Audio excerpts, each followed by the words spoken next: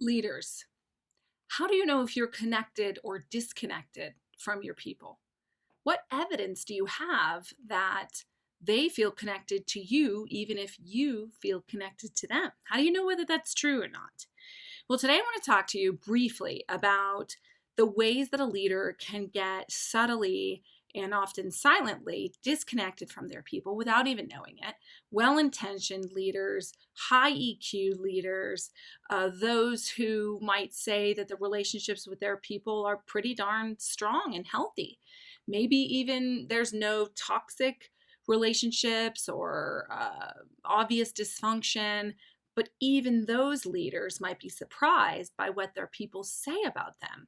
And after more than 15 years now of coaching so many leaders across different levels and industries and doing more feedback studies and discussions with leaders, peers, and bosses and employees, I've learned quite a bit about how often good leaders with the best of intentions can be disconnected from their people without even knowing it. So, what are some ways that you can know for sure that you are truly a connected leader? Well, I'm going to give you 3 things that you can do to know for certain. And they're really more kind of a self questionnaire. And there are 3 questions that I want you to ask yourself. And depending on how you can honestly answer, you'll know for sure whether you are a disconnected or connected leader for real. Not just in your mind or in on the surface level where you think some of those relationships might stay static, or well, we haven't had anything negative or any falling out, so of course I'm connected, we're connected. Not necessarily. I have found that is not the case, and then it can slip away and become disconnected quickly.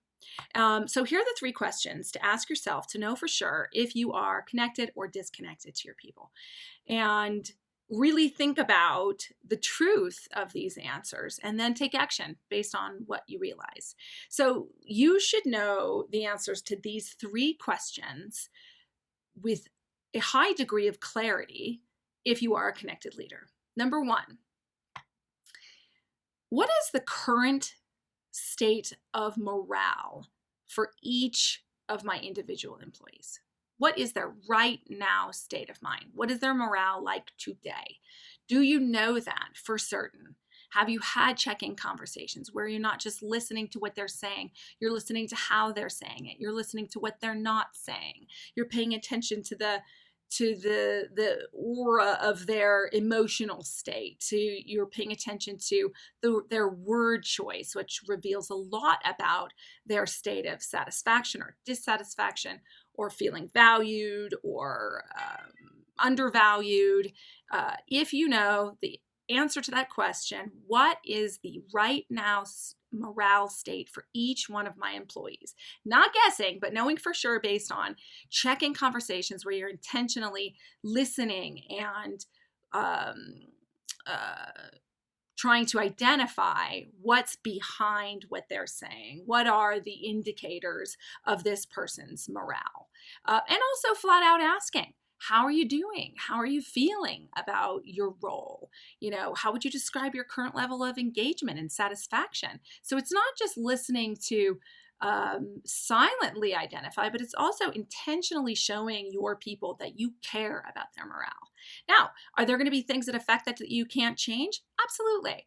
But what matters most to them is that you just care to know. The second question is, what does my employee want next for their career? What do they love doing? What do they feel passionate about? What are they hoping for next in their career path? And I can't tell you how many times I will ask individuals, if I asked your leader, what does this person want next in their career? What do they really want and where are they headed? How clearly could your leader answer me? And it's shocking how often the person says, I don't think my boss could answer that clearly at all. And of course, two people own that issue, the individual and the leader, who may not be paying attention to the fact that they don't know that. And you should clearly know the answer to that. Where does my individual employee, each one of them, what do they want to do next? How can I help them get there? What are they passionate about doing? And how can I be a bridge builder and a way maker for them to go where they want to go? It is a powerful connector when they know that you are tuned in to their hopes and aspirations, their individual desires for their career path. So how clearly can you answer that second question? And then thirdly, could your employees say to me, if I asked them today, where do you stand in your leader's eyes? That's the third question that you need to ask yourself. Do my employees know where they stand with me? Not where they stood 6 months ago, or where they stood at their last performance review, or the fact that I smiled at them and, hey, I haven't given them any bad news, so of course they know where they stand. Have you articulated recently how you see the person, what you value in them, how you perceive their current performance, and even, what more would you like from them? Where do they stand in terms of your expectations and perceptions of them? They need to know that. And again, it is a surprising truth how often people will say, I have no idea really where I stand in my leader's eyes. And when I inquire about that, why is that? Because that you had a difficult conversation, or you felt that you did something that fell flat? Nope, I just don't get feedback. I have so little time with them.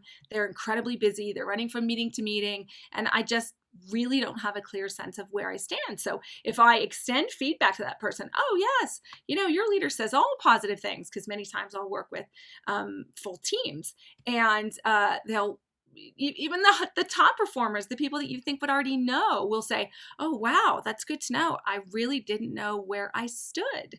And it's not because of some kind of significant negative situation. It's just because the leader has gotten too busy, is running from meeting to meeting, is underestimating how important it is to cultivate the connectiveness between them and their team, and not just say, oh, we have good relationships. Of course we do, which allows me to be busy all the time, or cancel one-on-ones, or postpone one-on-ones, or have meetings where all we talk about are business updates, and I don't really check in to see, how are you doing?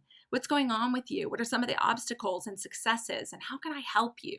And, what would you like me to know about where you are right now in your role, and what more I can do to keep helping you be successful and grow in the organization, not just in the role. That's another blind spot. Too few leaders help their employees navigate and open doors across the organization. So if you can answer those three questions, and you can answer them well, then it's very likely you're a connected leader. And if you can't, and there's any gaps or fuzzy areas in answering those, it may be likely that you have become a disconnected leader. So go and take care of that. Get the answers to those questions, and don't lose sight of them. Make sure that you are periodically and progressively staying connected through intentional touch points that are not just about business, but are also about well-being, touching in with how they are, who they are, where are we going, and how can I be a partner to you. So take that, onward and upward. Way to go, leaders. Thanks for all you do.